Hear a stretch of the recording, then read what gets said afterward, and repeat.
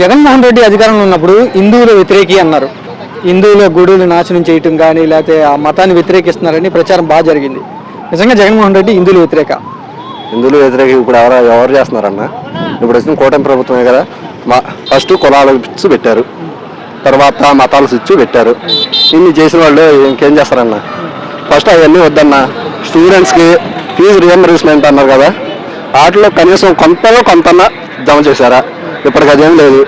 ఈరోజు చూస్తే పాపం విద్యార్థులు ఏం చేశారు, వాళ్ళకి ఎగ్జామ్స్ ప్రైవేట్ సంస్థల్లో మరి వాళ్ళకి ఫీజులు అవన్నీ కట్టుకుంటేనే వాళ్ళనే ఎగ్జామ్స్ రాయించేది.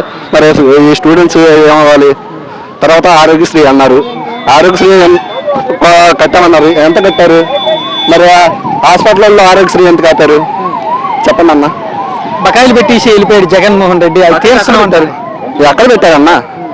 బకాయిలు పెట్టేళ్తే అన్నింటిని పూడ్చుకుని మళ్ళీ సచివాలయాలు కట్టాడు, స్టేట్లో సచివాలయాలు కట్టాడు. ఇప్పుడు మొన్న ఉన్నారు కదా వాలంటీర్స్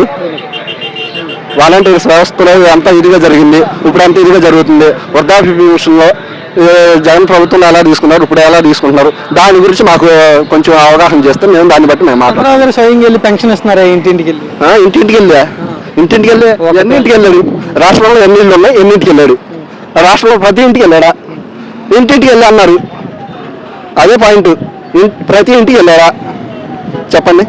మొన్న ఒక ఇంటికి వెళ్ళి అట్లే వేస్తున్నారు కదా, అట్లే వేసాడు, డప్పులు కొట్టాడు, 6 మంది వాగిస్తాడు, నా ఇల్లు వాగిస్తాడు, నా తీర్మానం కొడతాడు, అట్లే వేస్తాడు. మరి మా ఇంటికి వచ్చి మాకు మేము తింటాం సరదాగా. అంటే పేదలంటే అంత ఇష్టం చంద్రబాబు గారికి. పేదలంటే ఎంత ఇష్టం అన్నవాడు పేదలు ఎంత ఇబ్బంది ఎప్పుడు పెట్టడన్నా. ఎవరు వెళ్ళి సరే పేదలు అన్న వాళ్ళు ఎవరిని కూడా ఎంత ఇబ్బంది అనేది పెట్టరు. నాకు జగన్ ప్రభుత్వంలో మేము పేదలే, మాకు ఎన్నో వచ్చినాయి. నాకు 5 ఏళ్ళు, నేను ఆటో డ్రైవర్ని. 5 ఏళ్ళు కూడా వచ్చిన కాడి నుంచి అయ్యో ఆటోకి 10,000 వేస్తాను కదా ఆటో డ్రైవర్లకి.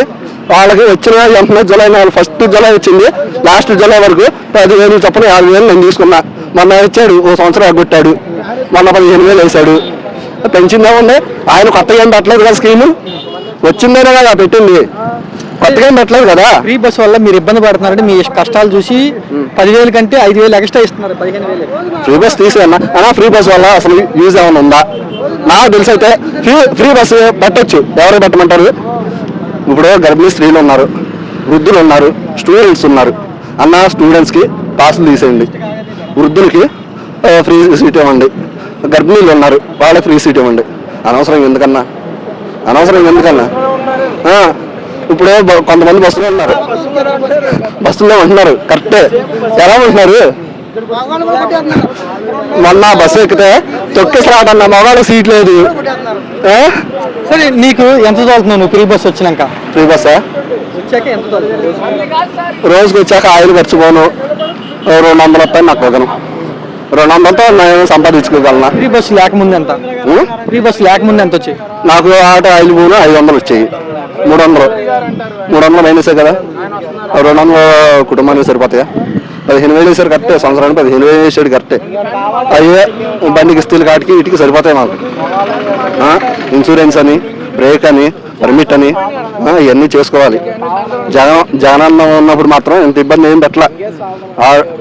ఇప్పుడు ఆటో డ్రైవర్ కాడి నుంచి డ్వాక్రా మహిళ వరకు మొన్న ఎందుకో సూపర్ 6 అన్నారు. ఎందుకో నీకు 15, నీకు 15, నీకు 15, నీకు 15, నీకు 15, నీకు 15. ఎన్ని 15 ఇచ్చాడన్నా?